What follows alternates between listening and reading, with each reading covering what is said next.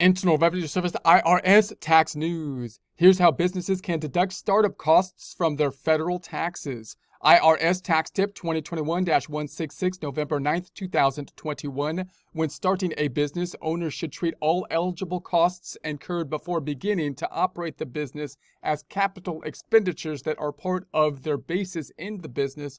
Generally, the business can recover costs for assets through depreciation deductions. So you got these costs are going to be the startup costs. They may have been incurred before the operation of the business, so you might not have the opportunity then to deduct them at that point in time. And even if you were able to deduct them at that point in time, you might not have a lot of revenue to basically be able to take the deduction. It might cost you or result in some kind of loss at that point in time. So in both those cases, it might be worthwhile then to put them on the books and depreciate the cost over a time frame into the future. Also note, when you're considering whether or not you have a loss or not, you might say, well, if I have a loss, then I might be able to take that loss into some other time period, possibly rolling it forward into the future. Can't roll it backwards because the business wasn't there in the past. But even then, if you don't have a lot of income, then you're probably at a lower tax bracket as well. So if you were able then to allocate these kind of costs over a time frame where you might have higher income, possibly further out into the future where your tax bracket is higher, then you could have a better deduction at that point in time. So when you're thinking about these kind of deductions, there's a couple things to take into consideration. One, obviously, when can I take the deduction? Earlier is usually better to be able to take the deduction if you can. But then there's also the consideration of when is my revenue highest, or when is my taxable income the highest, because the higher your taxable income, then the higher tax bracket you're going to be in, and therefore the more valuable the deduction might be at that level. It'd be a more valuable deduction if you were able to take it at a higher level of income, because you'll be at a higher tax bracket, in other words. But all else equal, you'd like to take the deduction as soon as possible because of the time value of money. You'd like to get the benefit at this point in time, lock in the deduction, and not have to deal with the risk of changes to the tax code and all that kind of stuff. Okay, for costs paid or incurred after September 8, 2008, the business can deduct a limited amount of startup and organization costs. There's a link to that.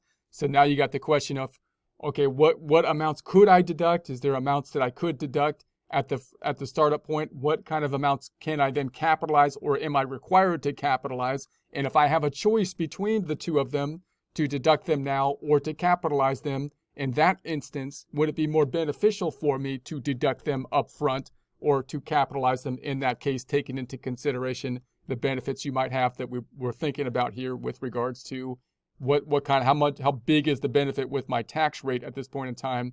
Am I expecting a higher income in the future where the deduction could possibly be more valuable in the future? So they can recover the cost they cannot deduct currently over a 180-month period. So 180 months. If we pull out the trusty calculator, 180 divided by 12 would give us then that 15 years. So we're looking at 15 years in the future. This recovery period starts with the month the business begins to operate active trade or a business. So the business startup costs, there's a link to that here, are amounts the business paid or incurred for creating an active trade or business, or investigating the creation or acquisition of an active trade or business. Startup costs include amounts paid or incurred in connection with the existing activity engaged in for profit and to produce income in anticipation of the activity becoming an active trade or business. Qualifying costs: a startup cost is recoverable if it meets both the following requirements. It's a cost a business